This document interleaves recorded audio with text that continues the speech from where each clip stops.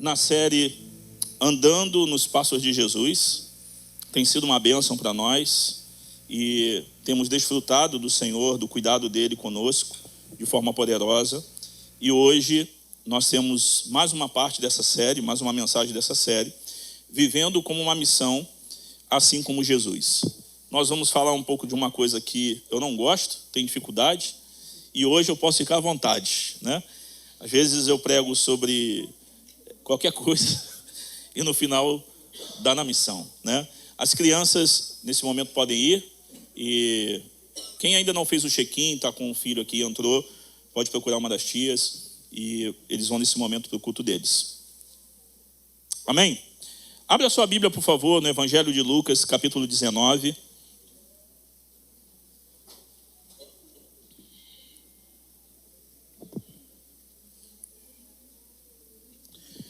Quando nós pensamos sobre missão ou missões, parece que a gente não gosta de ficar muito perto de um negócio como esse.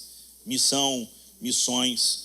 Tem hora que a impressão que dá é que dá azar se envolver com missão. As coisas ficam difíceis, complicadas, e o Senhor pode pedir tudo. A impressão que dá, às vezes, é que, como igreja, e aqui eu falo num todo, não queremos nos envolver muito com essa realidade da missão. Mas quando olhamos para as Escrituras Sagradas e fazemos uma análise de forma bíblica de Gênesis e Apocalipse, não temos como ficar de fora, a não ser que seja escolha pela desobediência, apatia, frieza, e não se envolver de verdade com o que Deus está fazendo no mundo, com a missão de Jesus, e ser como Ele, missionário, missional, envolvido com as causas do reino, na proclamação do Evangelho e transformação de vidas. E hoje eu quero compartilhar um pouco com você sobre isso. Evangelho de Lucas, capítulo 19, versículo 1. Entrando em Jericó, Jesus atravessava a cidade. Eis que um homem rico, chamado Zaqueu, chefe dos publicanos, procurava ver quem era Jesus, mas não podia, por causa da multidão, por ser ele de pequena estatura. Então, correndo adiante, subiu a um sicômoro, ao fim de ver Jesus, porque ele havia de passar por ali. Quando Jesus chegou àquele lugar, olhando para cima, disse: Zaqueu, desça depressa, porque hoje preciso ficar na sua casa. Zaqueu desceu depressa e o recebeu com alegria. Todos os que viram isto murmuravam, dizendo que Jesus tinha se hospedado com um homem pecador. Zaqueu, por sua vez, se levantou e disse ao Senhor: Senhor, vou dar metade dos meus bens aos pobres, e se roubei alguma coisa de alguém, vou restituir 4 vezes mais. Então Jesus lhe disse: Hoje houve salvação nesta casa, pois também este é filho de Abraão, porque o Filho do Homem veio buscar e salvar o perdido. Quando nós olhamos para as Escrituras Sagradas e vemos o que Jesus acabou de falar aqui no último versículo, nós vamos olhar e entender que Jesus, ele tinha uma missão clara, ele sabia o que estava fazendo. Ele sabia de verdade o que ele veio para fazer, por que ele existia. Então, quando nós olhamos para a vida dele e olhamos para a missão de Deus, a Missio Dei, Jesus é o propósito aqui central pelo qual fomos salvos. Ele é o instrumento enviado de Deus que proclama a verdade. Nós ouvimos a verdade, somos salvos por ele, mas também fomos enviados pelo próprio Cristo para fazermos aquilo que ele fez. Quando olhamos para Gênesis e vemos ali no proto-evangelho Deus dando o que ele iria fazer no final de todas as coisas, que o descendente da mulher pisaria na cabeça da serpente, e vemos Adão e Eva sendo expulsos do jardim, e Deus em missão, provendo meios de graça, como arca, como os sacrifícios, as instruções para os homens se apresentarem, se acercarem a ele. Nós vemos um Deus caminhando em busca dos homens perdidos, provendo meios para que eles fossem salvos, e escolhendo homens, pecadores, complicados, difíceis, para serem cooperadores com aquilo que estava fazendo. Nós estamos estudando o Antigo Testamento na escola dominical, e olhando para Gênesis e olhando para o Êxodo, nós vimos como que Deus agiu para se aproximar dos homens, para estar perto dos homens, quando ele prover todas as coisas para que o homem pudesse, de certa forma, adorar, estar perto dele e receber da sua graça. A gente, quando entramos em Josué, e olhando em Josué, nós vemos como que Deus escolhe jovens, homens, para serem agentes da sua glória na terra, para serem meios que ele usa para a glória do seu santo nome. E com certeza, quando a gente chegar em Apocalipse, daqui a 3 semanas, na escola dominical, a gente vai ver mais coisas. Se você quiser participar disso, venha para a IBD, que você vai ver. Jesus aqui, irmãos, está entrando em Jericó. Quando ele está subindo para Jerusalém, e ele está a caminho de Jerusalém, e ele vai passar por Jericó. Uma cidade estratégica, rica, um pequeno oásis de verdade do Senhor. Pessoas escolhiam a cidade de Jericó para morar, para viver. Pessoas desciam de Jerusalém até para viver em Jericó, porque era um lugar bom para se viver. Era um lugar produtivo, era ali, esse lugar no Vale do Jordão, era um lugar onde plantava e nascia frutos. Então essa parada da peregrinação de todos, não só de Jesus, era necessária, até porque ali funcionava uma coisa parecida como um pedágio, onde as pessoas tinham que parar, pagar os seus impostos, para poder seguir viagem. Só que era um lugar também com coisas para comprar, de refazer a energia, de recuperar força, talvez de replanejar, de cuidar das crianças, dos animais. E também era um lugar, por ser um ambiente em que as pessoas iam para ali, passavam por ali, tinha um comércio também muito bom, e ali pessoas tinham casas de veraneio nesse lugar. Então, quando as pessoas chegavam em Jericó, uma parada era muito necessária. Jesus está subindo e passando por Jericó, que também é um centro de corrupção, é um lugar onde tem a cobrança de impostos, tem as vendas, tem opressão romana, porque é um lugar de concentração. Ali estão os romanos pagando impostos, cuidando das pessoas, verificando como está. Então também é um lugar perigoso. Não é um lugar muito tranquilo para se estar, porque o celular tem que ser escondido, você tem que ter cuidado com a sua mochila, porque é um lugar movimentado, é um lugar onde você precisa ter muito cuidado. Esse cenário, irmãos, de riqueza, de pecado, de luxúria, um lugar onde existe um apontamento para uma vida mais tranquila, com um liberalismo mais aparente, porque você está fora do centro religioso, onde dá para você praticar e viver uma vida talvez mais solta e como você quer. Esse é um lugar onde Jesus está passando. E ele escolhe passar por Jericó. A gente pode olhar e ver assim, claro, fazia parte da rota para ir para Jerusalém, ele deveria parar nesse lugar, mas ele escolhe essa rota, e todos que andam do lado dele, estão acompanhando ele na trajetória, não fazem ideia do que vai acontecer, não imaginam o que vai acontecer, não imaginam o que está nos planos de Deus, nos planos de Jesus, e o que ele vai fazer naquele lugar. Eu acho que nesse momento aqui os discípulos já poderiam olhar para Cristo e saber que em qualquer lugar, em qualquer momento, Jesus poderia colocar eles numa furada. Algumas vezes eles estiveram em situações meio complicadas andando com Jesus. Jesus colocava os discípulos em situações que eles não gostavam de estar, em ambientes que eles não gostavam de entrar, em lugares onde, se eles pudessem escolher, eles não entrariam, eles não ficariam, mas nesse momento eles estão felizes, eles estão indo para Jerusalém. Aqui nesse momento aparece Zaqueu. Ele é chefe dos publicanos, o chefe dos publicanos. Ele não era um publicano comum, mas era chefe dos publicanos. O que dá a entender é que ele tinha outros cobradores de impostos junto com ele. Então, os impostos eram cobrados ali, nessa região, com mais intensidade. Ele não é o cobrador sozinho, tem outras pessoas também. Então, existe a possibilidade nessa cobrança, já que ele escolheu uma vida longe da realidade religiosa do seu povo. Ele é um judeu que escolheu ser um cobrador de impostos, então ele é um pária social e religioso. As pessoas não gostam dele.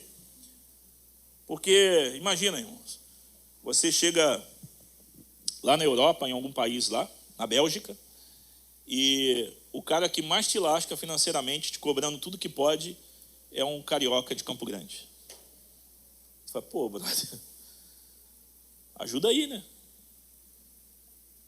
Vai me cobrar mais caro do que todo mundo? O que você quer? Como que a gente trataria alguém que faz isso com os seus conterrâneos? É um traíra, irmãos. É um traíra. Você trataria ele bem? Só que ele também, aqui nesse contexto, irmãos, ele é religioso. Então, ele como um religioso, ele deveria estar no templo, ele deveria estar na sinagoga, ele deveria ter as suas práticas religiosas, ele deveria buscar ao Senhor, ele deveria ouvir a lei. Mas nesse momento ele é desprezado pelos religiosos, ele é desprezado por aqueles que eram os seus conterrâneos. Então, Zaqueu é um cara que não deve ter contato com ninguém. Ele está nessa condição. É uma pessoa em que ninguém quer ir comer na casa dele, visitá-lo, ninguém quer estar com ele. É o cobrador de impostos e é o chefe deles. E por ser esse camarada, a gente não deve se juntar a gente como essa, porque a gente vai se contaminar. Não devemos sentar para comer. Se formos ali na Praça do Moinho e Zaqueu estiver lá, pedrada nele. Não deveríamos estar perto de alguém assim. Ele é o desviado, ele é o fora, ele é o que está servindo ao governo romano e está contra a gente. E olha o nome do cara. Zaqueu significa puro ou inocente.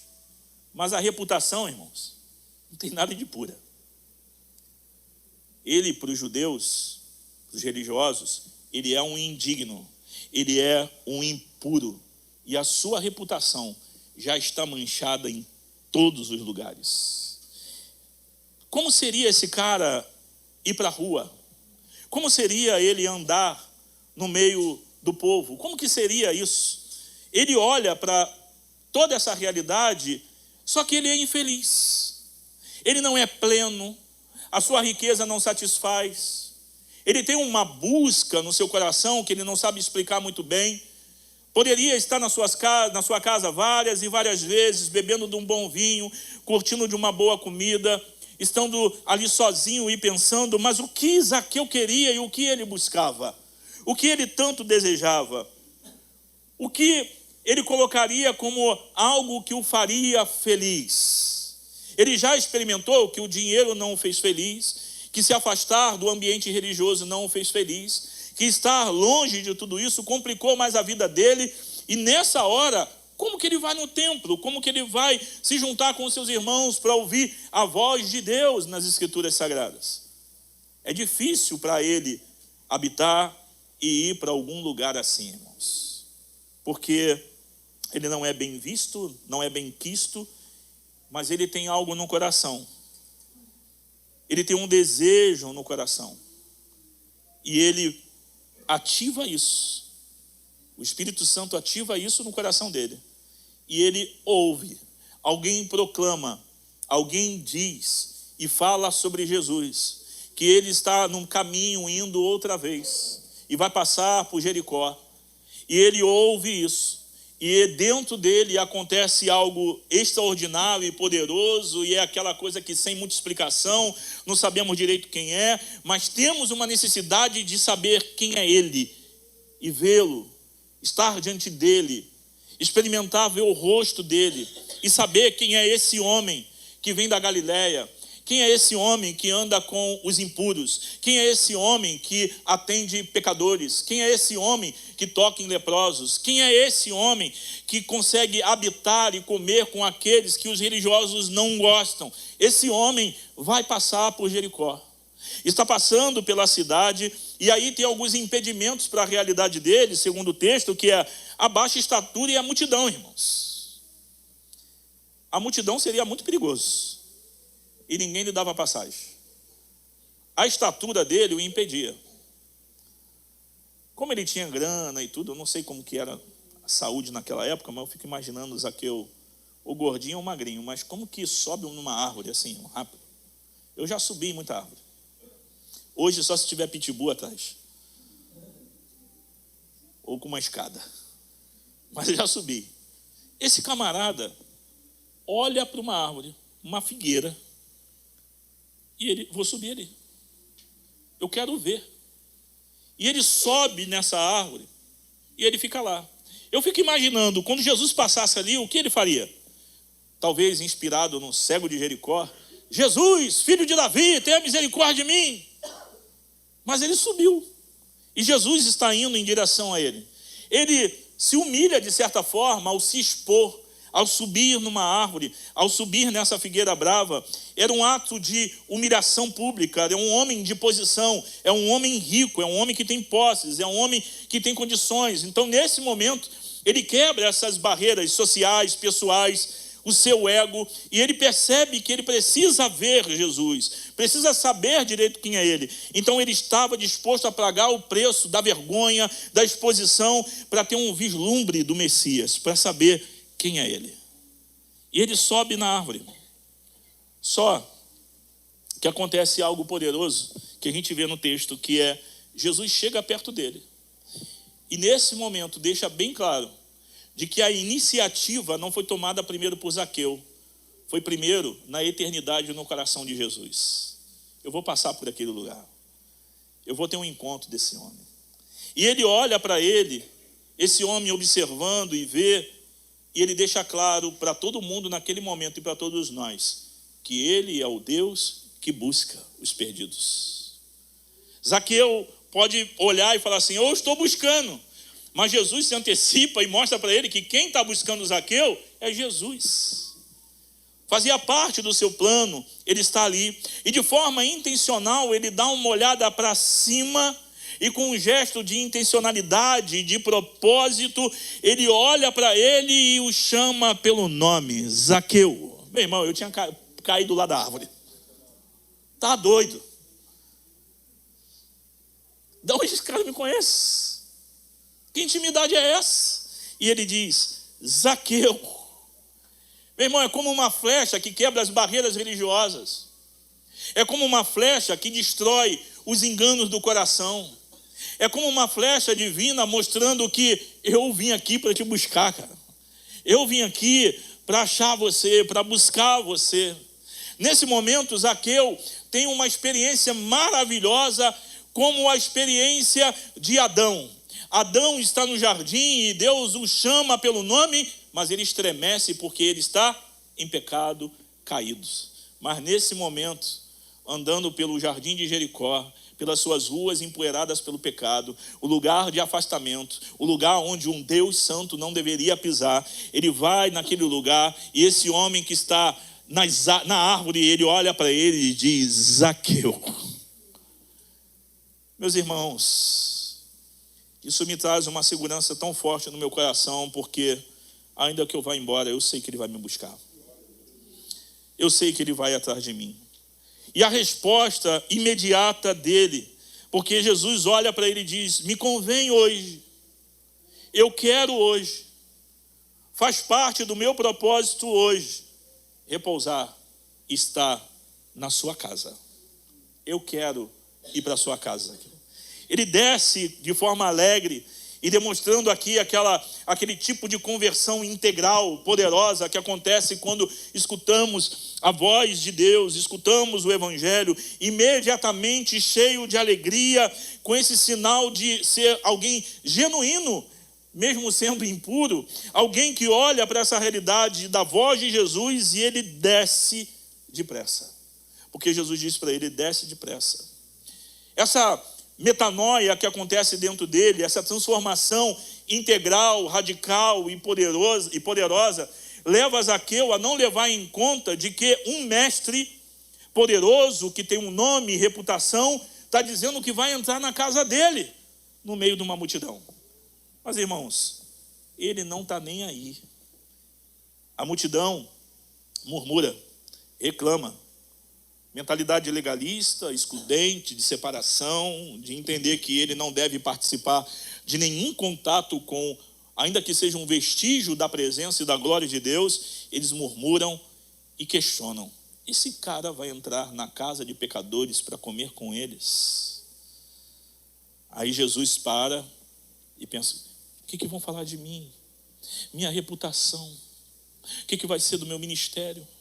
Como que vai ser agora? Foi isso que aconteceu, irmão? Ele está nem aí. Ele vai para a casa dele. que falem os religiosos, que reclamem os religiosos. E aqui, nesse momento, que ele vai para a casa dele e ele declara salvação naquele lugar. Salvação naquele lugar. Ele afirma que Zaqueu também é um filho de Abraão, não simplesmente pela sua linhagem ética, mas também um herdeiro da fé de Abraão, de alguém que tem um contato com a aliança, mas experimenta nesse momento a promessa feita a Abraão de forma real na vida dele. E Jesus, no versículo 10, dá uma declaração missiológica e central e que nós devemos copiar.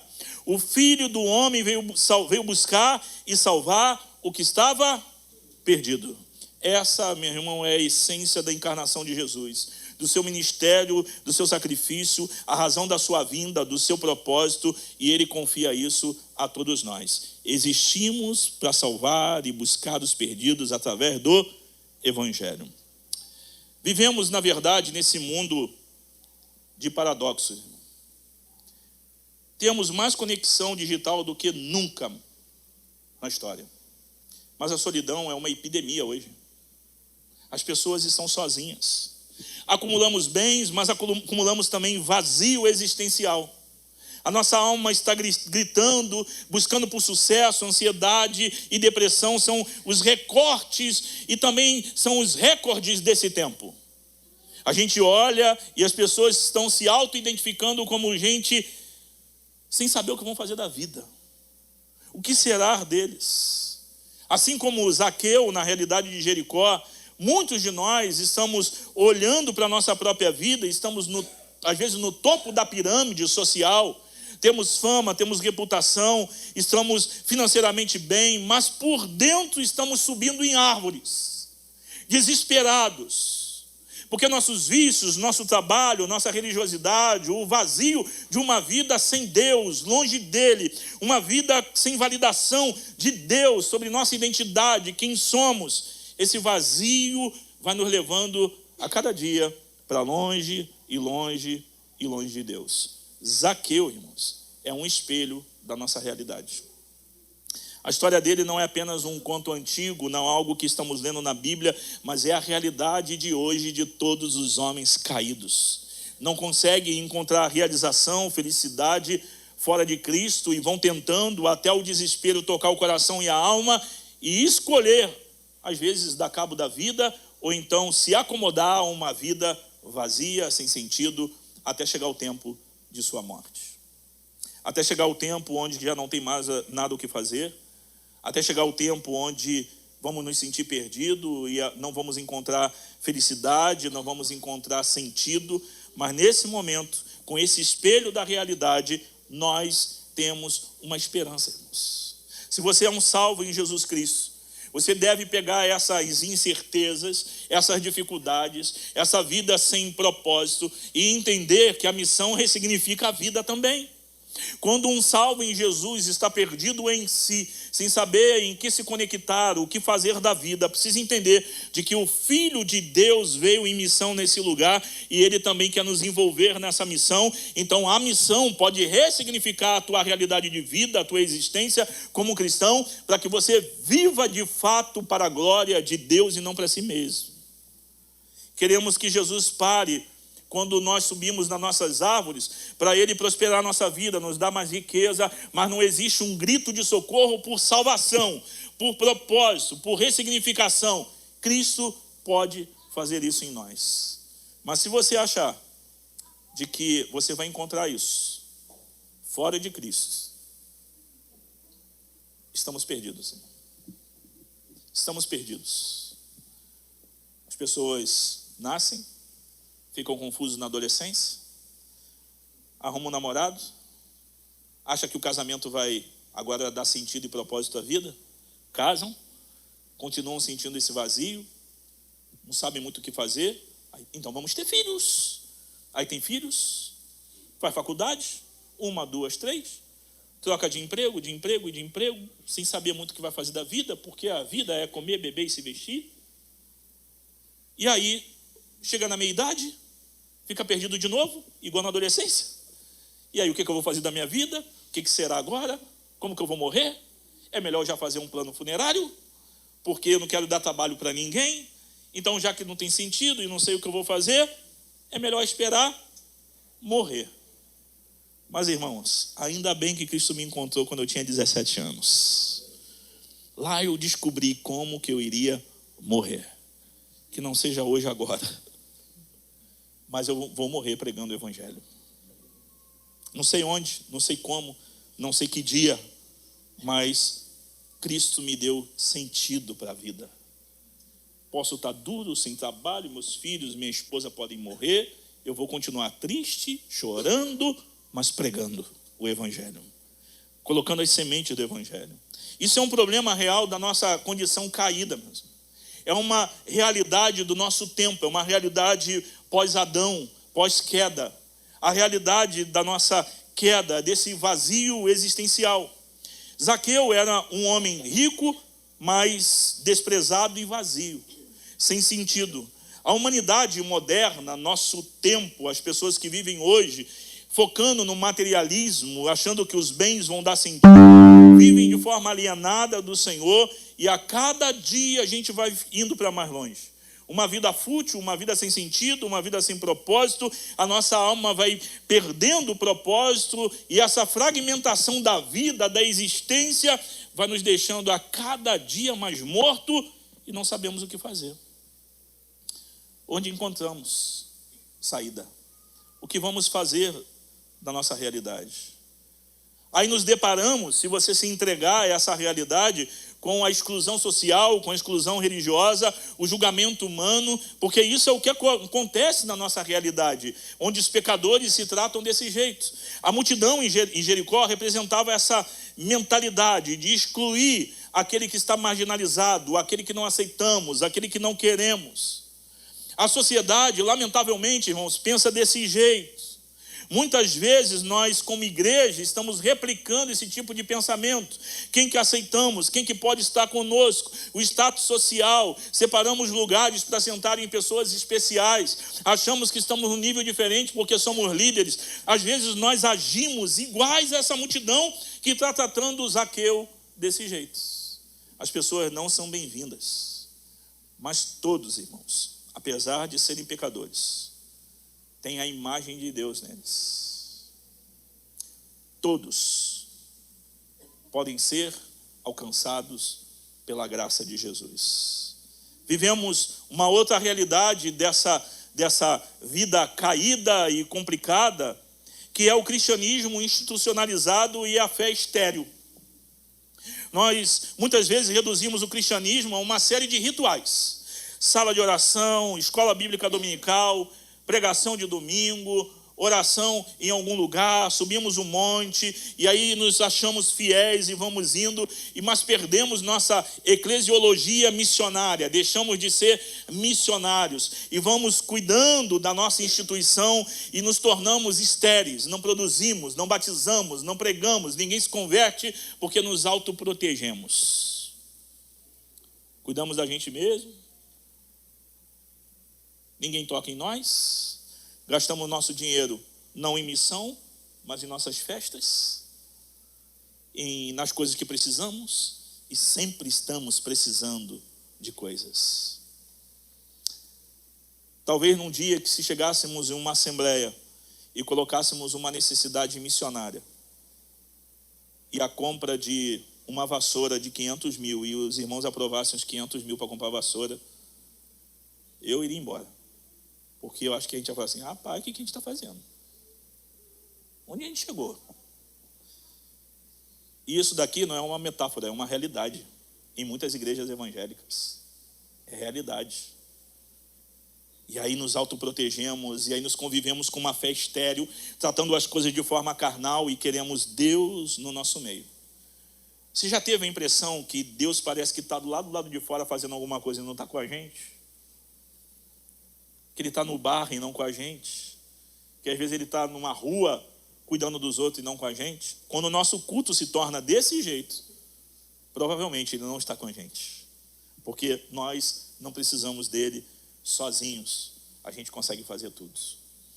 A missão, muitas vezes, e esse é um problema do pecado, é um problema da queda, é um problema de um coração sem Deus, e aqui dentro da nossa realidade, terceirizamos a missão. É essa grande omissão dos discípulos de Jesus.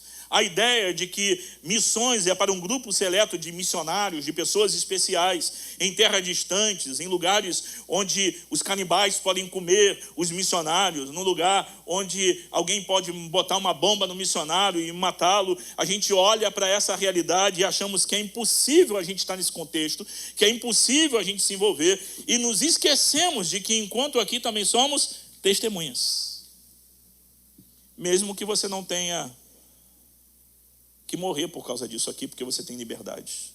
Os discípulos, nós podemos ser omissos na realidade do discipulado e perdermos de verdade a nossa posição nas áreas de influência, nos lugares onde podemos pregar o evangelho. E quando nós, de forma proposital, não fazemos isso, nós vamos para o lado da rebelião e desobediência às ordens de Jesus. Podemos de verdade estar longe dele, e a única resposta que a gente dá para o Senhor é: não quero me envolver no que o Senhor está fazendo no mundo. A resposta, irmãos, para essa realidade dos nossos corações egoístas, caídos, que excluímos o perdido, que nos tornamos iguais à multidão, nos tornamos crentes estéreis, nos tornamos comunidade que não atrai, que não permite convivência com outros, que julga de verdade aqueles que estão chegando, continua sendo a graça de Deus como uma iniciativa do Senhor para nós. Continua sendo a graça do Senhor. E a graça de Deus é também aqui a missio Dei, o Deus que envia o seu Filho. Deus está em missão e Deus envia o seu Filho em missão. O Filho envia o Espírito. E a Trindade nos deixa com essa participação humana, de certa forma, como co-enviados de Deus para o mundo. Ele não inventou outra coisa, ele não nos deu permissão para criar um método novo. Ele disse: vão, preguem, falem do Evangelho.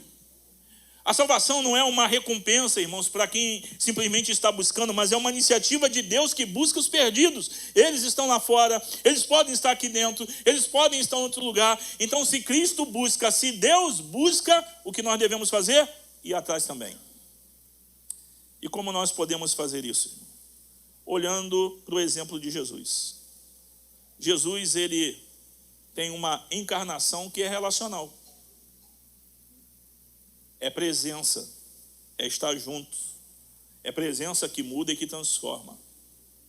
É intencionalidade na pregação do Evangelho. Jesus não apenas pregou para Zaqueu, ele entrou na sua casa e na sua vida, irmãos. A gente pensa que às vezes salvação é só uma teoria sobre Cristo. Pensamos que às vezes é só falar. Não, irmãos, é se misturar. É estar juntos. Eu ouvi de muitos crentes que eu não deveria estar no campo de futebol, não podia ir mais no Grumari na praia, tinha que andar com a roupa de crente, que era calça comprida e camisa até aqui, e eu ficava perdido. Eu falei: e agora? Perdi o contato com os ímpios, com os não crentes, eu tomava café, conversava com eles. E eu falei: e agora? E aí eu encontrei um doido, que se misturava com todo mundo, andava com todo mundo. Conheci uma outra doida, que levava os outros para dentro de casa, comprometia tudo. Aí eu fui conhecendo os crentes, eu falei: rapaz, ele não tem medo dos ímpios, não. Ele não tem medo dos não crentes, não.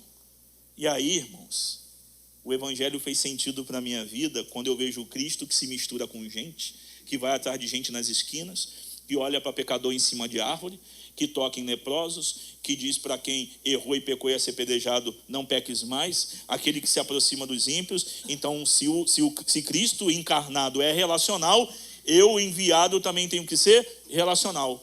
Comer, beber, conviver e agir na sociedade com aqueles que precisam conhecer Cristo. Essa construção de ponte que precisamos fazer como igreja leva a uma comunhão, irmãos, com a realidade do mundo, das pessoas, não de se juntar, ser e fazer, mas de conseguir sentar numa mesa, de comer uma refeição, mesmo que todo mundo esteja julgando a gente, mas o nosso foco é: tem que ter salvação nessa casa. Então eu não crio um relacionamento só por interesse para trazer gente para a igreja. Eu olho para a realidade de Cristo e eu entendo que a proclamação é necessária, que a diaconia, o serviço é necessário, que a comunhão é necessário. Então depois que a conversão, o que acontece? A adoração. Missão existe, porque ainda tem muitos lugares na terra que não tem adoração. A gente precisa proclamar essa realidade do Evangelho. Aqui Cristo está deixando claro para todos nós, irmãos, que Ele que entra na casa daqueles que são impuros, Ele que come com aqueles que são pecadores, Ele deixa para a gente claro que assim como Ele foi enviado e Ele faz, nós devemos fazer também. As últimas palavras de Jesus, antes dele ascender ao céu, logo depois da ressurreição, Ele deixa um mandato. Assim como o Pai me enviou, eu também vos envio. Evangelho de João, capítulo 20, versículo 21. E aí, Lucas, também em Atos, ele deixa claro aqui uma coisa para a gente. E sereis minhas testemunhas, tanto em Jerusalém, como em toda a Judéia e Samaria, e até os confins da terra. Discipulado, meu irmão, é obedecer primeiro a Cristo, é ir porque Ele mandou a gente ir. Então, cada discípulo de Jesus, como um missionário, prega o Evangelho, convive com pessoas na multiplicação do reino de Deus, com pessoas que se convertem e adoram Jesus. Mas isso acontece enquanto comemos, enquanto participamos, enquanto atendemos, enquanto socorremos, sem o interesse de acrescentar mais um membro na igreja. Mas é o desejo que alguém se torne um cidadão do reino de Deus, ainda que não seja na nossa igreja. Essa urgência, irmãos, pesou o coração do apóstolo Paulo. E ele disse: ai de mim se eu não pregar o Evangelho, em 1 Coríntios 9,16. O apóstolo Paulo tinha esse sentido de urgência, de pregação em todo tempo, enquanto pode, em todos os lugares, porque ele sabe que ele é um enviado de Deus, alguém que, como Jesus, deve proclamar a verdade, conviver com as pessoas, para que as pessoas conheçam a Jesus. Essas são as soluções que o Evangelho vai mostrando para a gente. Só que nós precisamos fazer algo quando ouvimos isso, irmãos. Porque nós podemos passar aqui um ano falando sobre missões. Um ano, 10 anos, 30 anos. E o nosso maior desejo aqui é falar menos e obedecer mais. A gente não fica obrigando ninguém a sair para a rua, a fazer isso, aquilo. A gente não tem isso. Mas a gente está batizando pessoas por quê? Por causa de relacionamentos amorosos, cuidadosos. E essas pessoas agora encontram os amigos de Jesus, se tornam amigos de Jesus, e aí se torna família. Porque o fato de eu frequentar e estar num lugar não faz de mim família. Eu preciso reconhecer os meus pecados.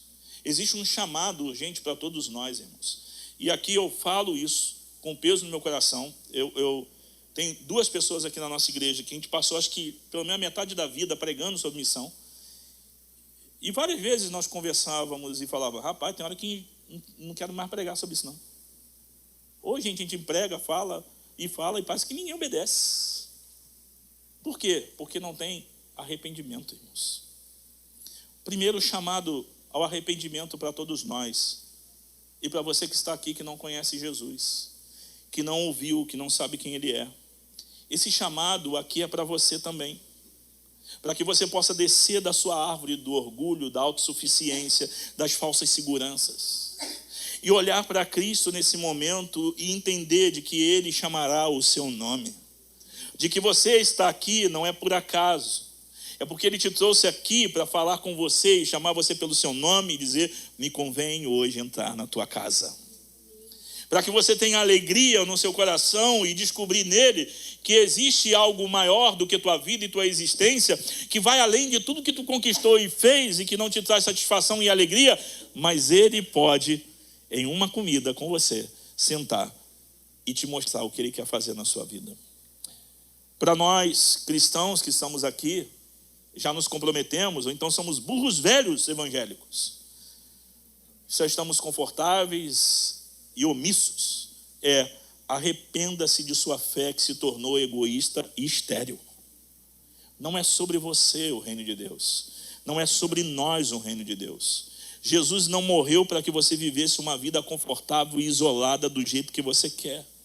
Precisamos nos arrepender também de julgar os perdidos, os pecadores, e achar que algumas pessoas que achamos que elas são melhorzinhas vão entrar aqui, que o Senhor traga para nós aqueles que Ele quiser. Talvez serão complicados, talvez serão difíceis, mas que o Senhor possa trazer, porque nós também somos complicados e difíceis. Precisamos nos arrepender e arrancar os óculos da nossa cosmovisão errada, egoísta e religiosa, e entender que se Deus quiser trazer para cá as pessoas que nos escandalizam, elas são bem-vindas nessa mesa por Jesus. Nós podemos e precisamos ter o cuidado de não nos tornarmos igrejas que são atracionistas ou que querem só trazer as pessoas por coisas que fazem. E aí vamos juntando gente nas quatro paredes e abandonamos uma eclesiologia missionária e vamos fazendo eventos e caminhamos por uma escuridão longe da missão de Deus, e aí perdemos o sentido de ser igreja. Precisamos nos arrepender desse desejo de ter coisas, de fazer coisas. E deveríamos estar satisfeitos com a glória de Deus nesse lugar que nos enche do teu Espírito e nos capacita para segunda-feira irmos e pregarmos o Evangelho. Eu quero que você saia daqui e tenha algumas coisas em mente para que você já pratique. Já que a missão de Deus não é um programa, mas é um estilo de vida que Cristo vivia, Ele deseja que sejamos assim, a primeira coisa que precisamos fazer é reconfigurar nossa cosmovisão missionária. O nosso ambiente de trabalho, o lugar que convivemos, o lugar que você vai amanhã, o território que Deus te plantou, o lugar que Deus te colocou, Deus te colocou lá porque você é um enviado dele por causa daquelas pessoas. Então deve haver intencionalidade de mapear os Zaqueus que estão perto de você, de mapear aqueles que estão longe do círculo de influência da comunidade evangélica e estar com eles. Viva a encarnação relacional.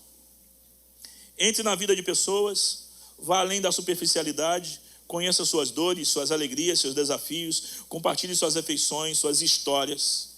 Jesus disse para esse homem: me convém ficar hoje em tua casa. Eu quero me meter nos teus problemas aqui. Me conte a tua história. A gente tem medo de perguntar para os outros se está tudo bem. Estava na fila do médico, e aí lá, sentado, olhando para o meu futuro, aquele monte de coroa mais velho que eu falei: Senhor, vou arrumar umas quizumba dessa aí também, um barulho desse aí também aqui. E olhando, e aí uma menina estava na minha frente, contando dela, aí ela olhou para mim, falei: tá tudo bem? E ela: bem, não tá não. E não sei o que. Eu falei assim: a realidade da vida é assim, é um caos, né? A minha vida é um caos. A realidade da vida é assim mesmo. Ninguém tem controle mais sobre nada. É verdade. Eu falei assim: mas tu sabia que tem alguém que pega tudo isso e é o único que consegue manter as coisas ajustadas? Não é remédio, não é nada, o único que consegue. E ela me olhou e a mulher chamou ela: tem miserável. Viu quando tu tá pescando e solta. Depois ela saiu e era a minha vez. Eu falei: vou atrás dela, eu vou aqui. Tive que ficar. Mas eu vou voltar lá outras vezes. E aí o Senhor pode nos dar oportunidade. Mas temos que viver essa realidade, irmão, de estar junto na vida diária, como Jesus, entrando na casa, na vida e convivendo. Cultive conversões integrais. Você não tem poder de converter ninguém. Se tivéssemos esse poder, eu já falei isso tantas vezes na minha vida, eu faria uma campanha no monte de ungir um taco de beisebol. Falei: saiam pelas ruas e acerte, porque vai mudar a vida de todo mundo. Se falar e falar mudasse, os maridos aqui já teriam feito as coisas que já tem um ano que não faz dentro de casa. As mulheres deixariam os maridos pescar em paz e tranquilo. Se falar e falar mudasse a vida das pessoas, a gente teria ganhado já o mundo inteiro. Mas o que devemos falar é das verdades do Senhor, do Evangelho que muda os corações. E é por isso que você precisa conhecer o Evangelho, conhecer Jesus, para não apresentar simplesmente o que Ele fez em você, mas o que ele faz pelo poder do evangelho na vida das pessoas. Zaqueu se tornou um homem transformado, era um ganancioso e disse: eu vou dar agora 4 vezes para todo mundo, mais do que a lei manda, eu vou restituir, eu vou fazer tudo. O efeito do evangelho e da convivência com Jesus gerou nele o desejo de mudar. Jesus não falou nada para ele. Não existe aqui um texto dizendo assim: quando a pessoa reconhece Jesus, ela precisa fazer isso, isso, isso, isso. Meu irmão, o Espírito gera arrependimento e ele deixa claro que precisamos abandonar. Coisas que ninguém consegue, às vezes, tirar. Esta razão de existência de Jesus tornou ele o que ele era. E fez dos discípulos também instrumentos que mudaram as suas realidades. Precisamos olhar para isso e multiplicar discípulos para o reino, discipular pessoas para o envio, porque discipulado não é simplesmente crescimento pessoal, encher a cabeça de coisas, mas é capacitar outros para serem agentes da missão. É para a gente abandonar essas pessoas, deixarem eles irem, porque nós devemos fazer discípulos e os outros também devem fazer discípulos. Todos nós temos que fazer discípulos de Jesus. Então eu posso gastar a minha vida inteira prendendo todo mundo a mim, porque eu quero eles comigo, os melhores comigo. E Jesus não fez isso. A igreja primitiva não fez isso. E nós não temos o direito de prender ninguém que Deus está chamando para ir para algum lugar. Pode ser qualquer um de nós. Qualquer um de nós. Para a gente caminhar aqui para o final, eu quero que você pense em segunda-feira. Segunda-feira é dia de oração. Oração que é quarta-feira, tá, irmão? Mas segunda-feira. Pense em alguém aí agora. Pense num Zaqueu aí agora. Você vai dedicar 5 minutinhos e orar por 2, 3 pessoas, pelo seu círculo de influência, de família, ou então pelos vizinhos, e você vai pedir para que Deus abra os olhos deles. Aí na terça-feira, você tem uma observação e uma conexão. Observe as pessoas. O que está preocupando ela? O que alegra essas pessoas? Quais são as dores do coração delas?